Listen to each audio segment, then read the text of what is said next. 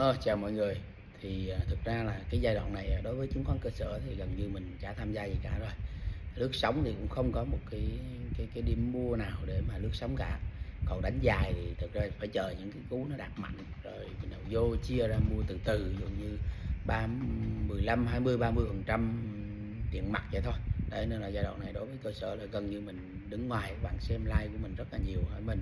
Đây, còn những cái cổ phiếu dụ các bạn ơi là FPT như nào anh ơi, nói thật các bạn, chứ nếu mà về kinh nghiệm của mình cũng như phân tích của mình thì FPT đã đang nằm bên phải, bên kia sườn đồi rồi, mà đối với cổ phiếu mà nằm bên kia sườn đồi như vậy và nó đang trong cái xu hướng xuống như vậy thì lời khuyên của mình chân thành thì chỉ có là không nắm giữ và cũng không có mua được, tại vì nếu lướt sóng thì cũng không có điểm để mua mà. Còn đánh dài thì đối với một cổ phiếu mà nó đang giá 100 mấy thế này thì đánh dài mà nó nằm bên kia sườn đồi thì cũng đâu chơi được. Đấy, gần như là đứng ngoài. Này, gần các bạn nha.